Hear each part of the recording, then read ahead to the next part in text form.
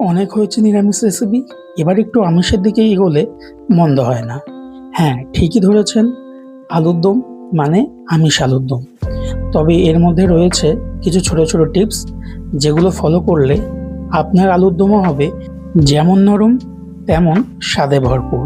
আর এই আলুর দমের সঙ্গে যদি গরম গরম ফুলকো লুচি থাকে, তাহলে বলাই যেতে পারে রবিবারের সকালটা জমে হয়ে যাবে হিট। চলুন আমিষ আলুর দমের রেসিপি শুরু করা যাক। তার আগে আমি মৈনাক, আর আপনারা দেখছেন মৈনাকস ওয়ার্ল্ড অফ ফুড। সবার প্রথমে এরকম ছোট সাইজের 1 কেজি আলু আমি নিয়ে নিয়েছি, যেগুলোর খোসা ভালো করে ছাড়িয়ে নেওয়া হয়েছে। এবার একটা এরকম টুথপিক কিংবা ছুচলো কিছু দিয়ে আলুর সব জায়গায় এরকম ছোট ছোট ফুটো করে নিতে হবে। তবে তা কেন করছি সে কথা পরে বলবো। এরকম বাকি আলুগুলোর ক্ষেত্রেও করে আলুগুলোকে জলের মধ্যে কিছুক্ষণ ডুবিয়ে রাখতে হবে।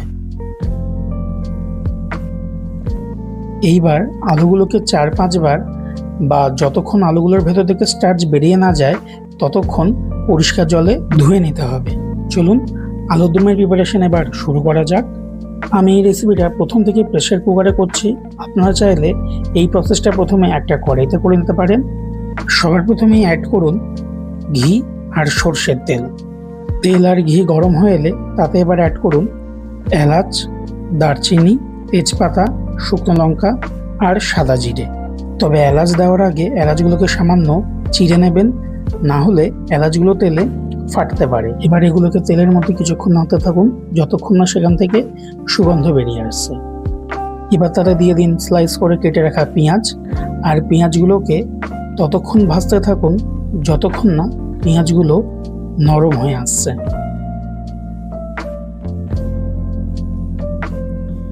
পেঁয়াজ নরম হয়ে এসেছে। এইবার এতে একে একে অ্যাড করুন আদা রসুন বাটা, কাঁচা লঙ্কা বাটা।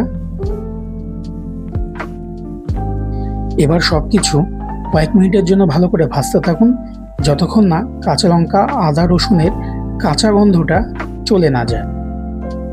এবার ডাইস করে রাখা টমেটো তাতে দিয়ে দিন, আর কয়েক সেকেন্ডের জন্য টমেটোগুলোকে ভেজে নিন।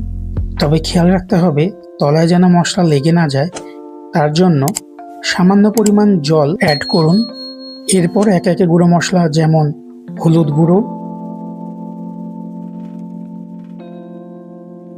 জিরে গুঁড়ো,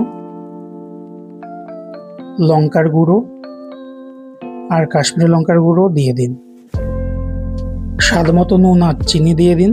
আচ্ছা, আগে যেহেতু আমরা কাঁচা লঙ্কা বাটা ইউজ করেছি, তাই জন্য আপনারা যেরকম পরিমাণ ঝাল খান সেই অনুযায়ী লঙ্কার গুঁড়ো অ্যাড করবেন। এবার সব কিছু ভালো করে মিশিয়ে নিয়ে ঢাকা দিয়ে লো ফ্লেমে মশলাগুলোকে কিছুক্ষণ কষতে দিন। ঢাকা খুলে দিন, দেখুন মশলাগুলো থেকে তেল বেরিয়ে এসেছে। এবার কিছুক্ষণ তা নাড়াচাড়া করুন। দেখুন পেঁয়াজ টমেটো সব কিছু ভালো করে গলে গেছে, আর তা মশলার সাথেও কিন্তু ভালো করে মিশে গেছে। এইবার গ্যাসের ফ্লেম একেবারে লো করে দিন, আর তাতে 2 চামচ ফ্যাটানো টক দই অ্যাড করুন। চেষ্টা করবেন দইটা যেন ফ্রেশ হয়, তাহলে গ্রেভি বেশি টক হয়ে যাবে না। এবার ভালো করে সব কিছুকে মিশিয়ে নিন, আর গ্যাসের ফ্লেম আবার আগের মতো বাড়িয়ে দিন।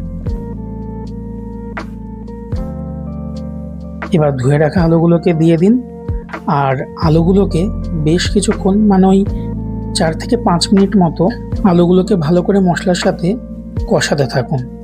কষাতে কষাতে দেখবেন মশলার চারিদিক থেকে তেল বেরিয়ে আসছে। তেল বেরিয়ে আসার মানেই হলো আলুগুলো ভালো করে কষে গেছে। ঠিক এই পর্যায়ে আলুগুলোকে প্রেসার কুকারে দিয়ে দিন। এরপর গরম জল অ্যাড করুন, তবে জল ততটাই দেবেন যাতে আলুগুলো সামান্য ডুবে যায়। এরপর সব কিছুকে ভালো করে মিশিয়ে নিন।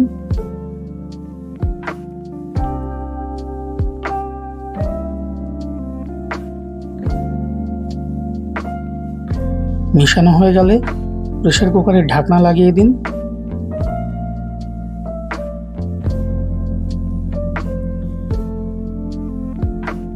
আর মিডিয়াম হিটে একটা সিটি দেওয়া পর্যন্ত অপেক্ষা করুন।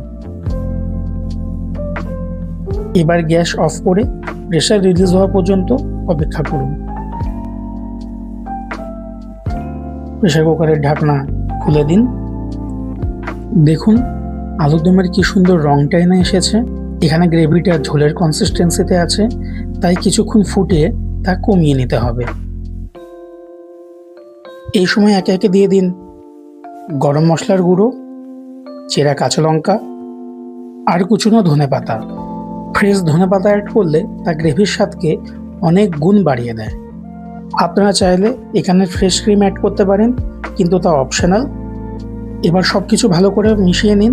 মেশাতে মেশাতে দেখবেন গ্রেভি আস্তে আস্তে ঘন হয়ে আসছে।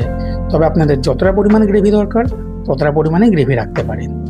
আলুগুলো ফুটো করার কারণে সমস্ত মশলা আর গ্রেভির স্বাদ আলু ভেতর পর্যন্ত অ্যাবজর্ব করেছে। একটা আলু কেটে দেখাচ্ছি। দেখুন আলু একবারে ভেতর পর্যন্ত ভালো করে সেদ্ধ হয়ে গেছে। ব্যাস, এবার আর কাজ কিছুই নেই। গ্যাসের ফ্লেম অফ করে দিন আর ঢাকা দিয়ে কিছুক্ষণ স্ট্যান্ডিং টাইমে রেখে দিন। আমাদের সানডে স্পেশাল আমিষ আলুর দম একেবারে রেডি টু সার্ভ। লুচি, রুটি, পরোটা, পোলাও, প্লেন রাইস যে কোনো কিছুর সাথেই আপনি এর স্বাদ উপভোগ করতে পারবেন।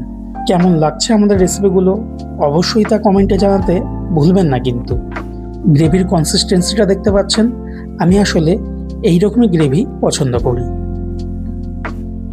দেখুন প্রত্যেকটা আলুই কিভাবে ভেতর পর্যন্ত সমস্ত ফ্লেভার অ্যাবজর্ব করেছে।